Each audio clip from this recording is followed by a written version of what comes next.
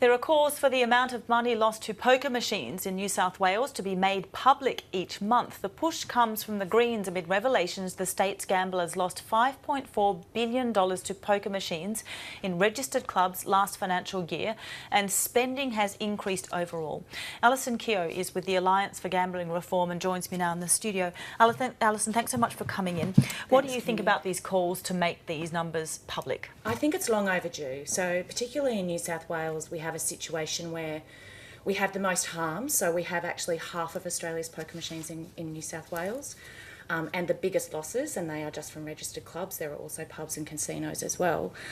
Yet we have the lowest amount of transparency. So in Victoria, for example, data is released quarterly, and it is by venue, and revenue or direct losses to the community. What does that transparency do? What impact does it have? I think it'll tell us where the impacts are most felt. Yeah. So what we know, for example, in Fairfield, $681 million in that local government area is estimated as losses last financial year. Things like family breakdown, divorce, suicide, all sorts of impacts have really felt quite acutely in those areas where we have high concentration. I think the other thing is that we owe it to the community to know what damage is being done. We owe it to the people that live in those areas to give them that information. So the high level of secrecy, while clubs are still not-for-profit organisations and not being held to those high standards of transparency that other not-for-profits might be, for example. Do you know why it is that New South Wales has the least transparency, and why Victoria's allowed those quarterly reports and it doesn't seem to be necessarily harming the industry, but why there's such resistance in this state? That's a really good question for state government, Kumi. Yeah, I'm sure it is. Yeah, and I think that that's something that we do need to put to them in terms of, you know, they represent us. This is about really looking at communities that are hurting, but empowering those communities with the knowledge so that they have that and they can fight against this. You mentioned Fairfield, Alison. Those figures there are extraordinary. More than 10% of the average annual local income is lost through gambling. It's an extremely disadvantaged community anyway.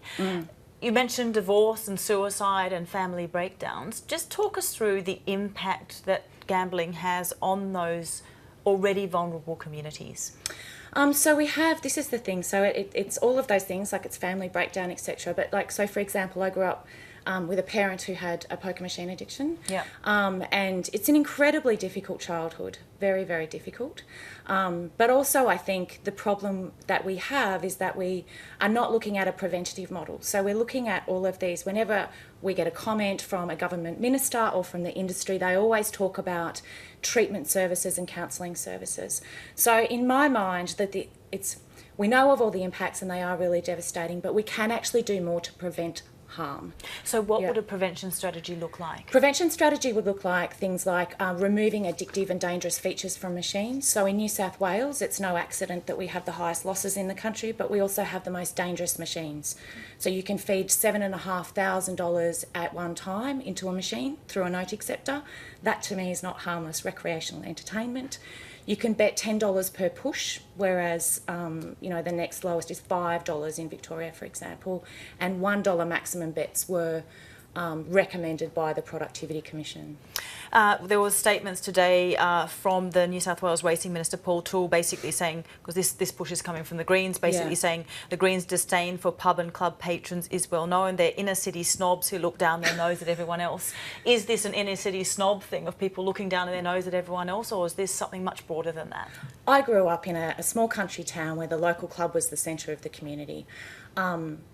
Poker machines damaged that. So I actually really believe in the clubs and community and connection to the local community, but that doesn't involve fleecing people for millions of dollars with highly addictive and highly dangerous machines. So I'd like to see us bring back club community actually and increase community connection.